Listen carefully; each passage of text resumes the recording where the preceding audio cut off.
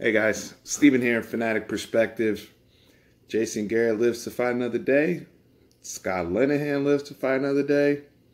How about them Cowboys? They pull off the improbable win over the defending Super Bowl champion Philadelphia Eagles, 27 to 20. Very impressive victory. Now tied up at 4-5 with the Eagles. Obviously, they have leg up in the division race over them in pursuit of chasing down the Washington Redskins. So, what happened tonight? I think we saw a very desperate football team. I think we saw a desperate coaching staff. You saw Ezekiel Elliott in the post game say this was a must-win game. Obviously, with everything on the line, they couldn't afford to go to 3-6 and fall that far behind. The season pretty much would have been over. So we prolonged things another week. They've bought themselves another week, essentially. I mean, obviously all the damage hasn't been done, but damn, it feels good to beat the Eagles. No matter if we're 0-15 or whatever, there's no team in this league that I can't stand more than the Philadelphia Eagles, and it was good to beat them. Nationally televised game Sunday night. Again, very impressive.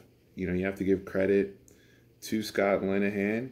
And I give credit where credit's due. They deserve a lot of criticism for how this season has gone down. And again, they're going to be evaluated on how they handle this offense, especially one Dak Prescott. Dak Prescott's going to be continue to be evaluated on how he progresses and improves.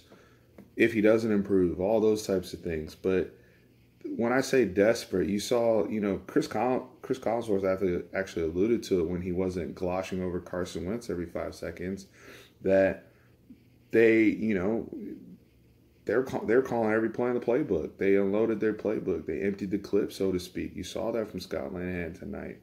And, Jason Witten kind of alluded to it last week. I think Dak Prescott really is at his best when he has the opportunity to run a lot of tempo, really getting the opportunity to, not necessarily take all this time surveying the defense, going through all these progressions, but sometimes you just got to get up there and rip it. And he missed guys downfield and all that. And we don't know some of these plays who his primary receiver is and all that type of stuff. He may be asked to immediately get the ball out, especially with all the pressure that the Eagles are getting from their front four. They have a very formidable front four with Fletcher Cox and Michael Bennett. Michael Bennett almost killed Dak Prescott at the beginning of the half, but there were mistakes on his part. But the one thing that you have to look forward to as him being a young quarterback still, he's only 25, he is mentally tough.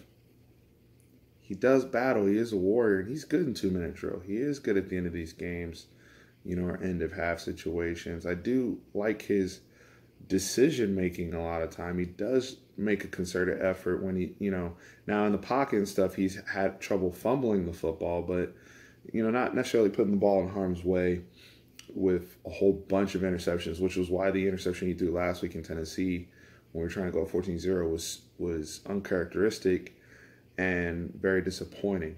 But he came back and he battled.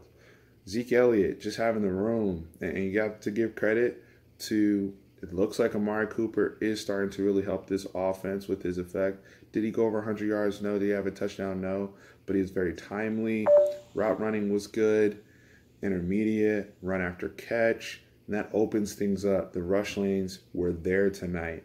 And Zeke had efficient touches. All these people saying we have to give Zeke the ball 25 to 35 times.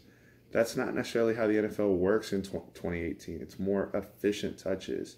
And we saw Zeke getting utilized, speed option, having opportunity to run some routes out of the backfield. He had 6 catches today for, I think, 36 yards on top of the 150-something yards rushing he had.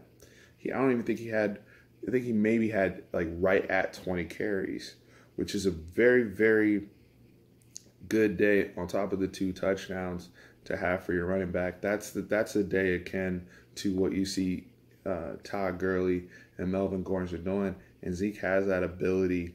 He just needs to be showcased in that manner. And tonight, he was showcased in that regard. I liked how the other wide receivers played. I liked, we ran a lot of bubble screen, and Michael Gallup had an opportunity to run after catch. I liked Allen Hurns, even when Cooper, that slant he caught to extend the drive, Cooper wasn't even in the game, but he beat man coverage. And especially taking advantage of certain matchups. And that's one thing that Dak has to continue to learn. That big over route that he missed to Michael Gallup, that's something that had to have been identified pre-snap, seeing the linebacker kind of shade over, playing zone, safety's not going to help. Hey, my primary might be to Zeke here, but if I'm getting that, I may want to look off and go immediately to my secondary read. But that will come with time. That will come with time with him. Right now, though, we do have to be, at least for the sake of tonight, pleased with how he developed throughout the game. Starting to look off. He had a nice throw to Cole Beasley, going back to that slant to Hurns. Guys just winning man coverage. And that's all I can ask, to just give our running game space. Offensive line, struggling in pass pro again. They had a great front four, is what it is. Some of that is on Dak not getting the ball out and doing the whole spinning back thing again, as I stated before. But, it's a work in progress. Defensively, I thought they played fantastic in the first half. Obviously, Leighton Vander Esch, 13 solo tackles, a pick, looking like baby Brian Urlacher out there. And, on this channel, y'all can go back draft-wise. I was all in on LVE. That was the guy they wanted. Even Chris Richard coming in here. Everybody was in total alignment with getting him in here to be kind of the understudy to Sean Lee and pairing him with Jalen Smith. That plan has worked out flawlessly thus far. He's one of the best rookie defensive players in the league right now, and Cowboys fans should be thrilled with the production he's getting. He made a game-winning play tackling, I think it was Clement. He was either Clement or Smallwood.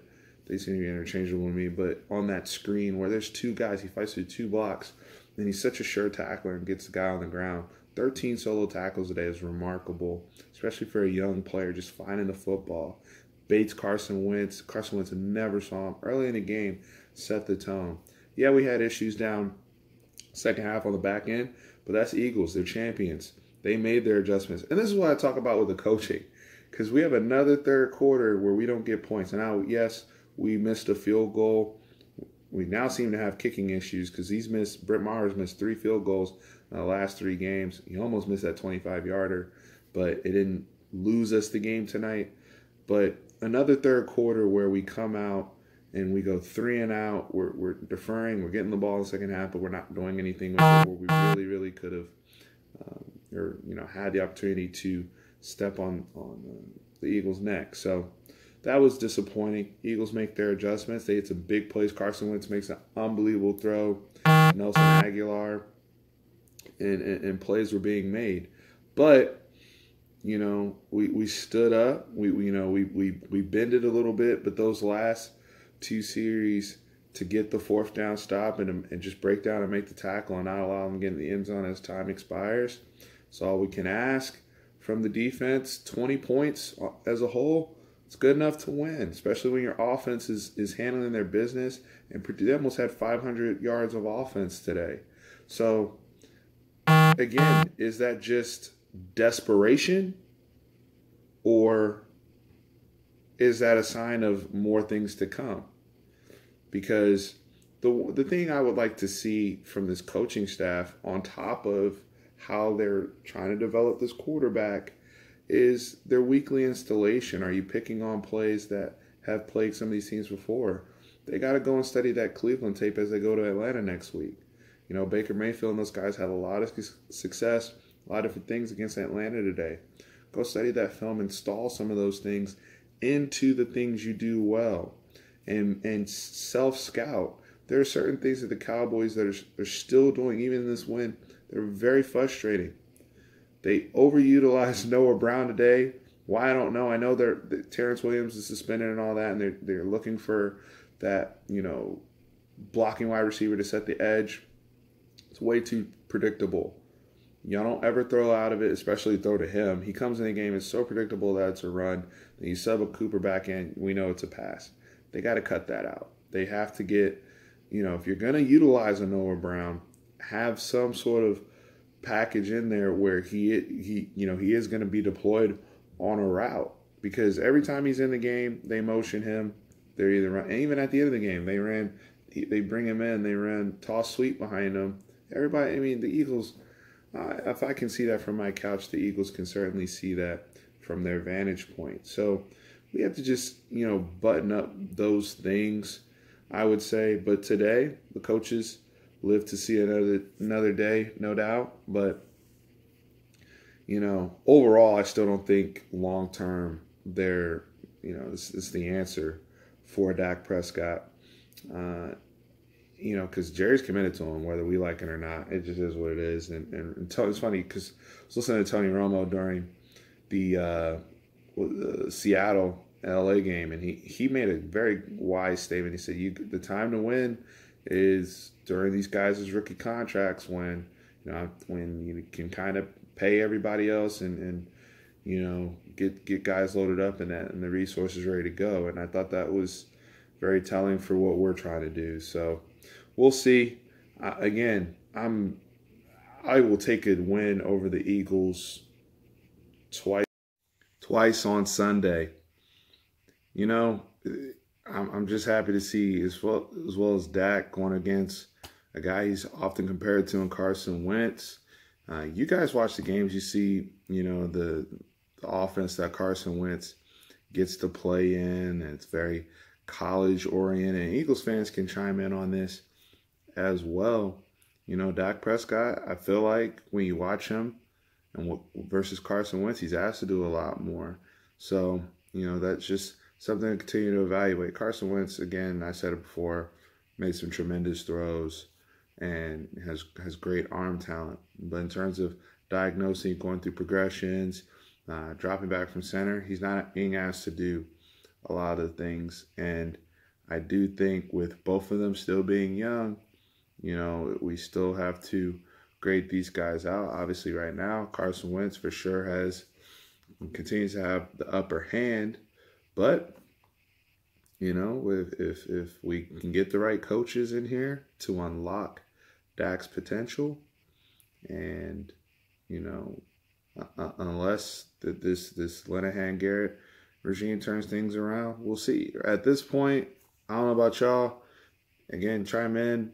I'm week to week with this coaching staff and situation, because I know how desperate they were tonight. And look, to their credit again, the players responded, came out and got a dub.